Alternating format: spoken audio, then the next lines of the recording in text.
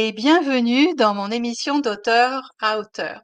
Aujourd'hui, j'ai le plaisir et la joie de recevoir Corinne Merlot qui est au soleil à l'île de la Réunion. Bonjour Corinne. Bonjour Patricia, merci beaucoup de me recevoir dans ton émission. Je suis vraiment ravie de partager ce moment avec toi et tes auditeurs. Tu vas nous ramener un peu de soleil parce que ici, c'est quand même des températures plus fraîches, hein, donc à ce moment-là. Oui, j'ai Alors, vu, j'ai vu. oui, nous allons explorer un sujet qui, je pense, va vous intéresser, chers auditeurs, chères auditrices, sur les synchronicités, parce que Corinne a écrit un livre qui s'appelle, donc je vais afficher la couverture, Le pouvoir des synchronicités, donc apprendre à décoder les messages de l'univers aux éditions le Lotus et l'éléphant. Et Corinne, depuis toute petite, tu as le don d'empathie, le don de clair ressenti, et tu as développé tout ça en tant que psycho-énergéticienne et formatrice. La C'est ça. première question, la première question, parce que je pense que c'est quand même important de définir ce qu'est une synchronicité, si tu veux bien, on peut commencer par ça. Oui, bien sûr.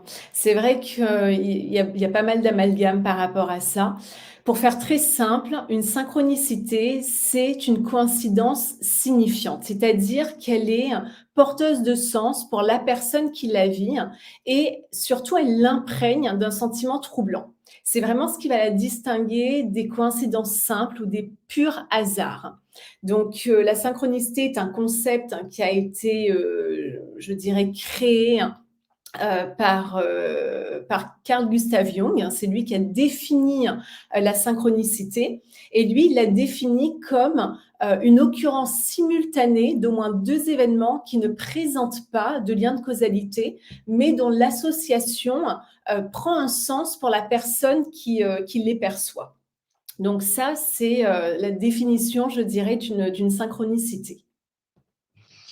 Oui, c'est vrai que, enfin, la tendance des fois, c'est de simplifier. Tiens, il y a quelque chose qui se passe, on fait du lien tout simple, c'est une coïncidence et on le nomme synchronicité.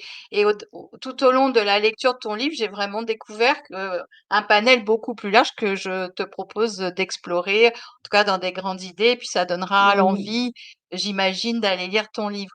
Mais j'ai découvert qu'il y avait un animal symbole qui représentait la synchronicité. Alors, quel est-il et pourquoi on lui a attribué finalement cette signification?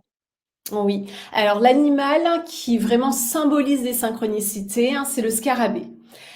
Pourquoi? Parce que c'est issu en fait d'une des expériences de Carl Gustav Jung avec une de ses patientes. Cette patiente-là, je l'explique dans le livre, ça faisait des années qu'elle était en thérapie, qu'elle a vu un grand nombre de thérapeutes et qu'elle ne s'en sortait pas, qu'elle ne trouvait vraiment pas le chemin de la guérison. Et elle était avec Jung depuis déjà un certain temps aussi. Et lui-même ne voyait pas d'issue. Il avait de la difficulté aussi à la faire sortir, je dirais, de ses difficultés. Et puis un jour, elle raconte un de ses rêves dans lequel il y a un scarabée. Et au moment où elle raconte ce rêve-là à Carl Gustav Jung, lui, il entend derrière lui, à une fenêtre, un bruit et il se retourne et il lui dit, tenez, voilà votre scarabée. Et en fait, juste le fait d'avoir vécu cette synchronicité-là, c'est-à-dire d'être passé d'un état, ce qu'on appelle un état mortal ordinaire, à un état différent, un état mental différent, grâce en fait à cette synchronicité-là, ça l'a fait switcher, ça lui a amené en fait des clés, des compréhensions, et ça lui a permis de commencer son chemin de guérison. Donc le scarabée, c'est vraiment voilà, très symbolique par rapport à une expérience précise qu'a vécue Jung et une de ses patientes.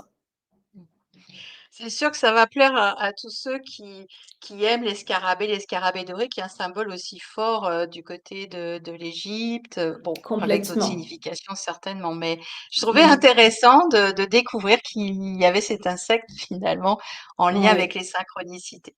Alors, à quoi servent ces synchronicités finalement quand on les Euh, rencontre? les synchronicités, pour faire simple, je dirais que ce sont vraiment des événements qui vont nous amener des messages. J'aime bien dire que l'univers est comme un miroir quelque part qui nous renvoie le reflet de nos soucis, de nos préoccupations, de nos demandes sous forme d'événements. Donc pour moi, les synchronicités sont comme des balises qui nous indiquent le tracé du chemin à emprunter ou au contraire qui nous signalent les obstacles à éviter. Donc les synchronicités sont des clés, les synchronicités nous guident, nous orientent, nous amènent à faire des choix plus alignés. Voilà, je dirais que c'est vraiment un mélange de tout ça dans le rôle des synchronicités. Et ça amène aussi à la connaissance de soi, bien sûr. Mmh. Et tu amènes l'idée dans ton livre qu'il y a les synchronicités heureuses et les Mmh. synchronicités malheureuses. Euh, alors, qu'est-ce qu'on fait C'est avec ça. ça? Parce que moi, dans ma tête, tu vois, j'étais plutôt dans une synchronicité, c'est quelque chose qui vient confirmer, et c'était forcément heureux. Et j'avais jamais imaginé qu'on pouvait avoir des synchronicités malheureuses. Ouais, il y a même 3 visages de la synchronicité. Il y a les synchronicités heureuses, comme tu le dis. Elles se présentent sous la forme d'une rencontre avec une personne, par exemple, à un moment donné, à un moment précis dans notre vie, pour nous aider, nous accompagner, nous encourager, nous soutenir ou nous faire vivre un rêve. Donc, il y a des synchronicités heureuses. Ça peut être aussi un message de soutien que l'on reçoit au moment où on ne va pas bien dans notre vie. Ça peut être un événement qui a du sens aussi pour nous et qui nous amène à prendre des décisions, par exemple. Ça peut être un enchaînement de situations qui se déroulent dans un timing parfait, on rencontre la bonne personne au bon moment qui nous amène à prendre telle opportunité dans notre vie. Donc, ce sont des synchronicités heureuses. À côté de ça, il y a aussi les synchronicités malheureuses. On a vraiment au niveau d'une pièce pile et face. Et les synchronicités difficiles, malheureuses, se présentent plus sous la forme d'un événement difficile. Ça peut être un seul événement difficile. Ça peut être aussi une série d'événements difficiles. On parle de loi des séries, de sérialité. Ça peut être mon copain me quitte, je perds mon job, je tombe malade. Ça peut être ma machine à laver tombe en panne, puis ma voiture, puis mon congélateur, par exemple. Donc, c'est vraiment une série d'événements qui se présentent. Ça peut être aussi, comme je le dis, des situations difficiles, voire douloureuses, répétitives. Voilà, donc ça ce sont les coïncidences, les synchronicités malheureuses. Et puis, il y a les synchronicités qu'on dit énigmatiques. Et elles se présentent sous la forme d'une pensée, d'une préoccupation qui va se matérialiser dans le monde extérieur. Mais on en a on a conscience que c'est une synchronicité, mais on ne sait pas vraiment quel sens y donner. C'est pour ça qu'on dit que c'est énigmatique. Ça peut être un rêve qui vient répondre à une question qui nous préoccupe. Ça peut être rencontrer une personne, par exemple, avec qui on a des points communs, la même date de naissance, la même date, je ne sais pas, de mariage, de divorce, etc.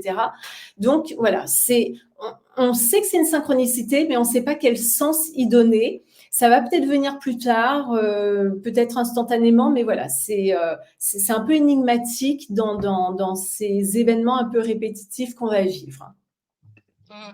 Alors, c'est vrai que quand j'entends le fait de la répétition, si on reste ciblé sur les synchronicités malheureuses, parce que c'est ça qui peut interpeller, tu vois, de te dire, ah ben voilà, il y a le boulot qui se perd, il y a la cata qui arrive, le frigo, Mmh. et les gens le mettraient pas sous une synchronicité. Donc, qu'est-ce qu'on peut en tirer finalement, puisque si ce sont des messages qui sont transmis par l'univers, comment on pourrait aborder ces synchronicités malheureuses pour pas rester finalement si plombé que ça, mais essayer d'avoir une voie de compréhension? Qu'est-ce que tu pourrais nous partager sur cet aspect-là? Alors, ce qui est important de comprendre dans les synchronicités, c'est que, comme je le disais tout à l'heure, enfin en tout cas au début, c'est que ce qui fait vraiment la différence avec une coïncidence, c'est le sens qu'on va y donner. Une synchronicité, Elle est forte émotionnellement pour une personne, mais il y a qu'elle en fait qui va ressentir que c'est une synchronicité. C'est-à-dire que si par exemple je vous dis tiens c'est bizarre aujourd'hui j'ai parlé avec une copine de un tel ou synchronicité malheureuse j'ai vécu ça et ça et ça. Pour une personne qui va écouter, elle va se dire oui bon c'est banal quoi. Mais en fait, c'est à chacun d'y donner son propre sens, d'y trouver son propre sens. Donc, ça va être difficile de faire une généralité ou de mettre dans des cases certaines synchronicités. C'est vraiment vous, par rapport à ce que vous êtes en train de vivre en ce moment dans votre vie, d'aller vraiment vous introspecter et vous dire, OK, peut-être que je suis sur un mauvais chemin. Moi, voilà, je le dirais un peu comme ça. En tout cas, si je parle de mon expérience à moi, je sais que quand je suis plus alignée et que je vis des synchronicités comme ça, difficiles, malheureuses, c'est que ça vient juste me comme un signal d'alerte qui vient me dire attends, là Corinne, il faut que tu fasses une pause. Il y a plein de petits couacs dans ta vie, il se passe plein de petites merdes dans ta vie.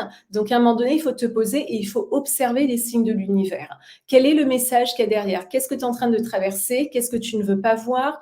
De quoi tu es en train de te cacher, par exemple? Qu'est-ce que tu nies?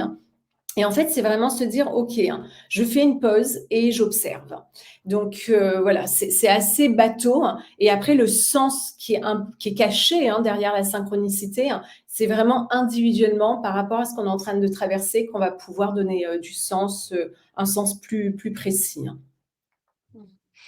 Alors, ce que j'ai trouvé aussi intéressant, c'est, bon, ok, il y a des synchronicités, ok, l'univers répond à quelque chose, et tu fais du Mm. lien avec, là, du coup, la mécanique quantique et l'intrication quantique.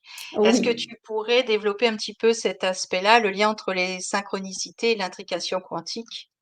Oui, alors déjà, je pense qu'il faut un peu commencer par le début. Alors, je vais faire très simple, c'est vraiment le premier chapitre de mon livre où je parle justement de ces différents niveaux de réalité. On nous a conditionnés à croire qu'il n'y avait que le niveau physique qui était réel, c'est-à-dire le monde visible, tangible, concret, palpable, qu'on perçoit à travers nos sens physiques. Je dirais que ce monde physique, c'est le haut de l'iceberg. Il est vraiment tout petit. Et puis, en deçà du monde physique, il y a d'autres réalités, d'autres mondes. Il y a le monde quantique et il y a le monde unifié. Les synchronicités se créent au niveau du dernier niveau de réalité, c'est-à-dire au niveau du monde unifié et absolument pas au niveau du monde physique. Donc, si on cherche à créer des synchronicités dans notre monde physique, on va vraiment avoir la difficulté parce que voilà, elle se crée dans le monde unifié. Le monde quantique, je vais essayer aussi de faire simple, c'est le monde des particules, c'est le monde énergétique. Et là, l'une des premières failles dans la physique newtonienne, donc dans la physique au niveau de la réalité physique, ça a été la découverte du fait que la matière n'a aucune solidité, que tout est énergie. Nous sommes énergie, nos pensées sont énergie, nos émotions sont énergie. Donc ça, c'est vraiment quelque chose déjà à prendre en compte, à conscientiser. On est au niveau vraiment donc de l'énergie. Qu'est-ce qu'il y a d'autre d'important à dire et pourquoi c'est important de comprendre ça? C'est que tout, comment je pourrais, voilà, tout, pour faire vraiment simple, parce que vraiment je le détaille beaucoup plus Oui, dans, je dans, dans sais le bien, je livre. sais bien, ouais. Oui. C'est que voilà, à ce niveau quantique, tout phénomène se produit à la vitesse de la lumière. À chaque instant, notre champ d'énergie entre en contact avec le champ d'énergie des autres personnes, des objets, etc. Donc le monde quantique, c'est un monde d'énergie et d'information. C'est un monde qui est invisible, qui est intangible, qui est impalpable et qui comprend entre autres donc notre mental, nos pensées, nos idées, nos émotions. Et ces aspects-là, je dirais, naissent d'une autre réalité, une réalité sous-jacente donc à la réalité quantique, qui est la réalité donc du monde unifié. Et donc, ce monde unifié, on l'appelle aussi le champ de conscience unifié, le champ de potentiel, le monde spirituel, le monde divin, etc. Et c'est le niveau le plus profond et le plus subtil de la réalité. C'est vraiment de là que tout émerge, que tout se crée et s'assemble en dehors des lois, enfin, même je dirais que toutes les lois de l'univers naissent de là. Donc, c'est vraiment le commencement et la fin de toute chose. À partir de ce niveau d'existence se trouve une énergie pure qui est douée de conscience et qui crée le tout. Voilà. Et ici, le temps et l'espace n'existent pas. Tous les événements qui se produisent de manière instantanée et sont sans cause. C'est donc dans ce monde unifié, je le répète, que se créent les synchronicités.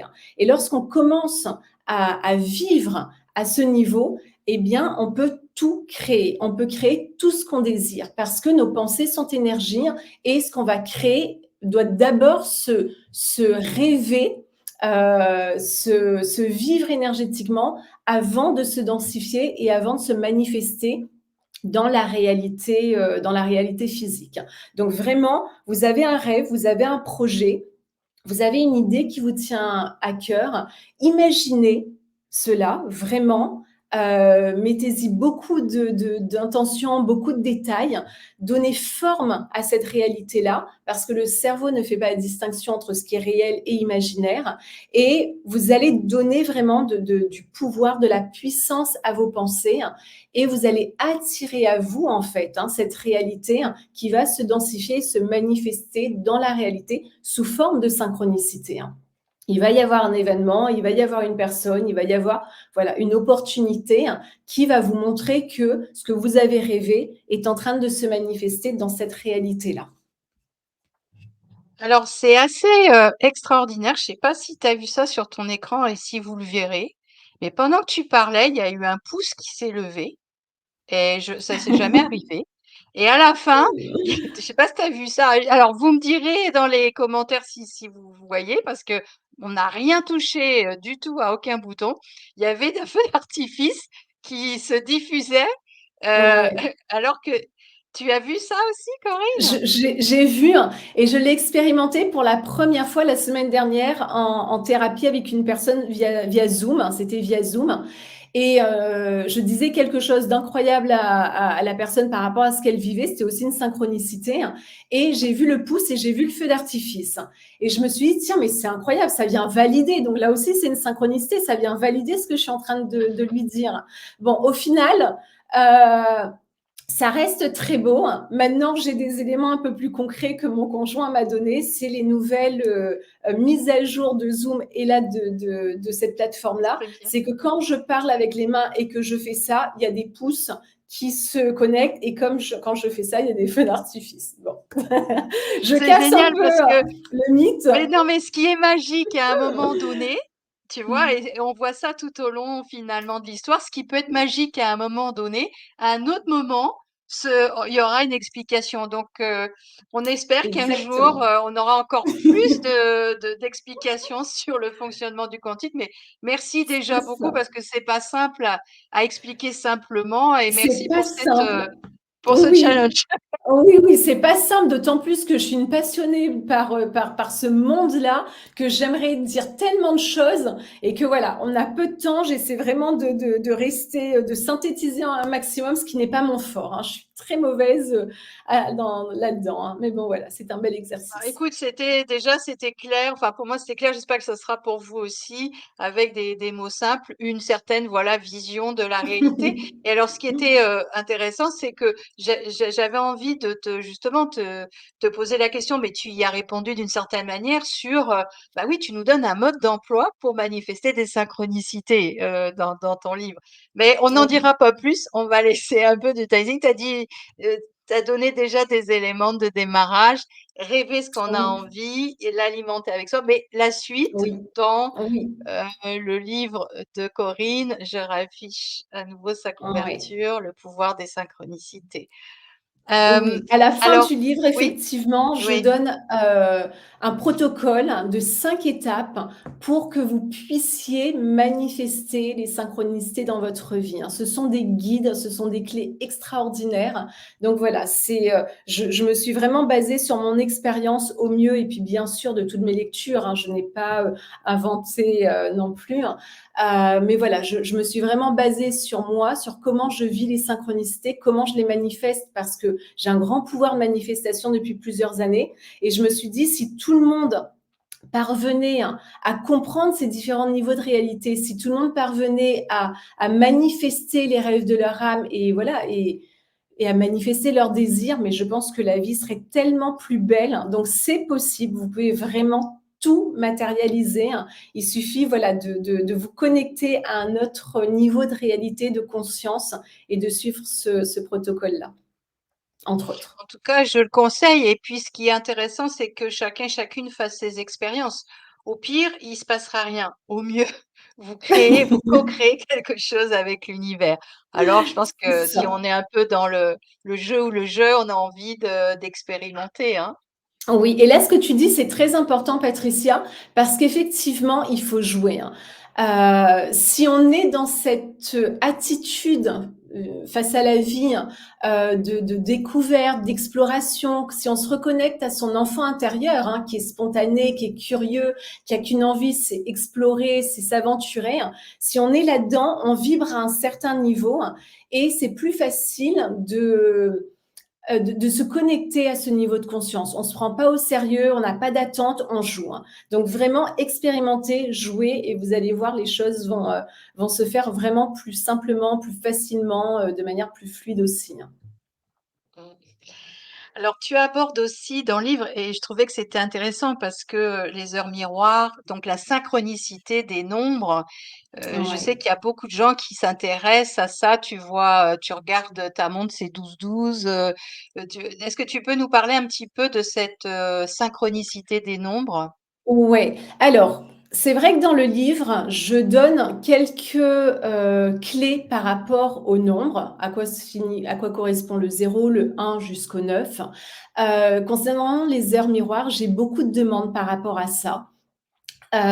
Et c'est ce que je dis dans mon livre, je n'ai jamais vraiment trouvé de signification qui me correspondait, hein. J'ai fait beaucoup de recherches, avant d'écrire ce livre et puis bien sûr, pendant que j'ai écrit ce livre pour essayer de donner un maximum de clés, d'enseignements précis, voilà, aux personnes. Mais j'ai jamais trouvé vraiment de correspondance, hem voilà, je dis n'importe quoi parce que je les ai pas en tête, mais sur un site, on va se dire minuit, hein, 00, hein, vous allez vivre un drame. À 1 heure 1, vous allez vivre, je ne sais pas, une renaissance. Bon, j'ai toujours trouvé que c'était un peu tiré par les cheveux. D'un site à l'autre, en plus, on trouve vraiment des informations qui sont différentes, qui peuvent se contredire.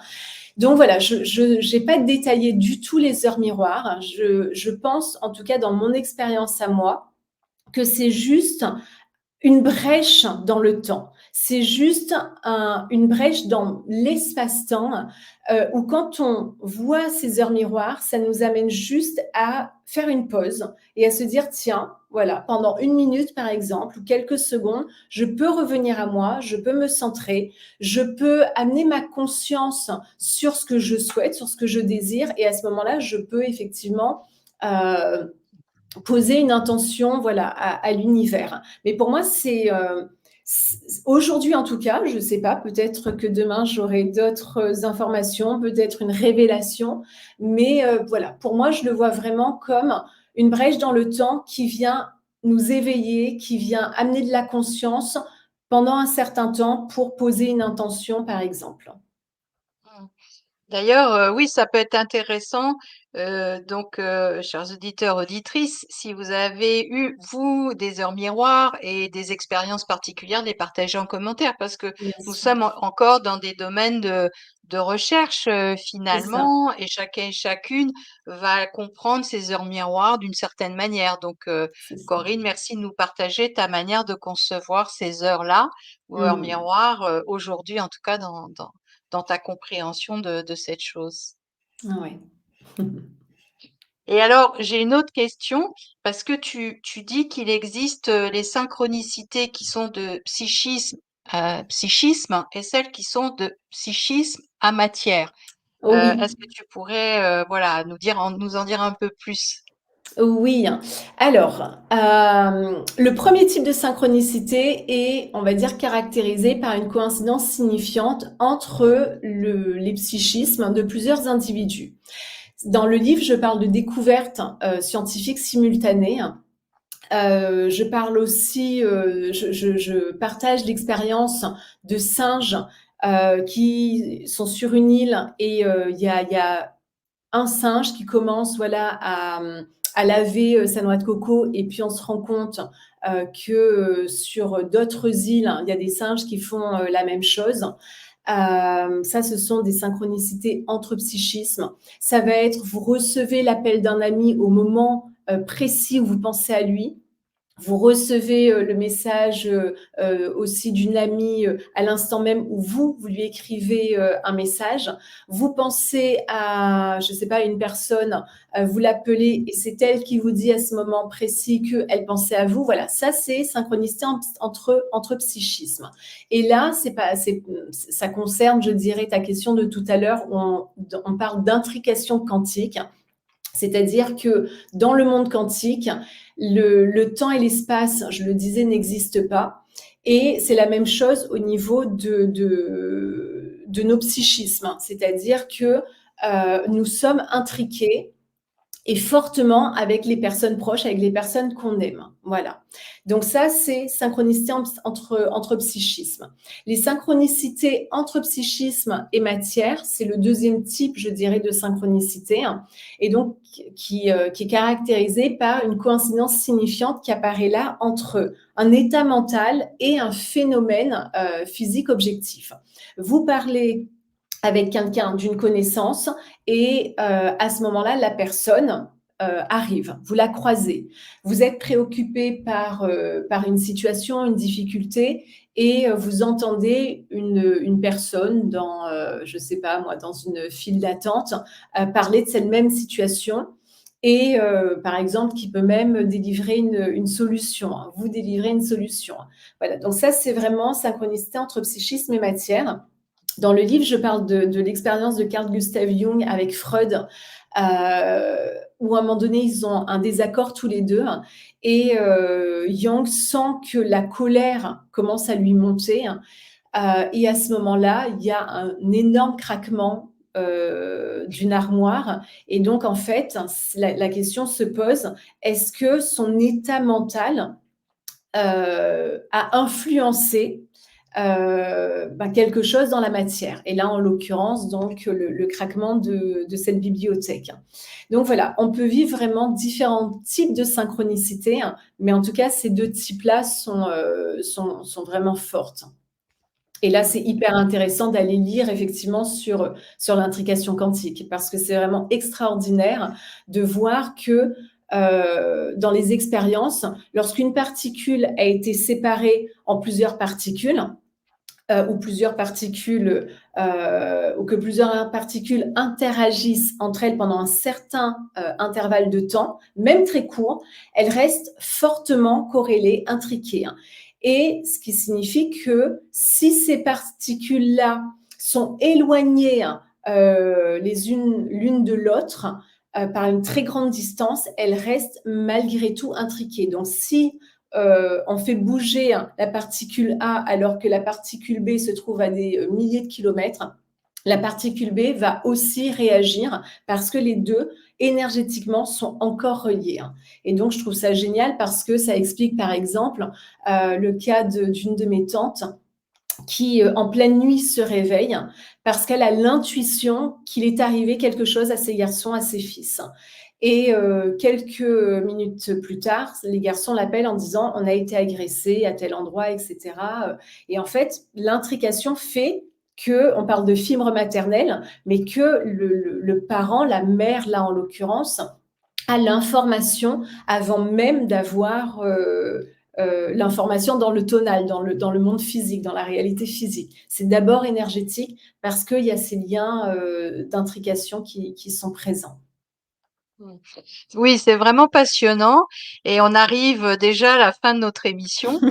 Donc on a abordé voilà, hein, des sujets, un peu comme ça, par-ci par-là dans ton livre, mais je vous invite Ouais. vraiment, à investir et parce qu'il y a beaucoup de aussi de pratiques, hein, donc des expériences, des témoignages.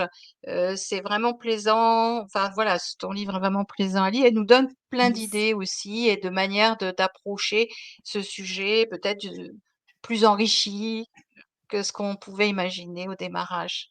Donc c'est le Mmh. pouvoir des synchronicités. Corinne, est-ce que tu aurais un message, de fin que tu voudrais partager avec nos auditeurs et auditrices? Alors déjà, je tiens vraiment à te remercier, Patricia. J'ai passé un très, très bon moment. Merci beaucoup, hein, de mettre en lumière, mon ouvrage. Hem, pour les auditeurs, j'ai envie de leur dire de se reconnecter vraiment à leur âme, c'est-à-dire à cette partie, d'eux-mêmes qui est la plus haute. Votre âme vous guide, elle a la connaissance du tout, hein, donc apprenez vraiment à calmer votre mental pour pouvoir entendre votre âme parce que notre âme, elle chuchote. Et vraiment, laissez-vous guider par elle, posez des intentions précises, concrètes de ce que vous voulez. Faites confiance ensuite à l'univers parce que les choses vont se dérouler naturellement si vous êtes aligné. Les synchronicités vont arriver dans votre vie. Et voilà, donc laissez-vous guider un maximum avec vraiment conscience, intention, ça c'est vraiment essentiel. Merci pour ce beau message et donc je vais vous souhaiter de passer une bonne fin de journée ou une bonne fin de soirée en fonction du moment où vous écouterez l'émission et on se dit à la prochaine fois. Au revoir tout le Bye monde. bye, merci Patricia, à bientôt. Merci à toi Corinne.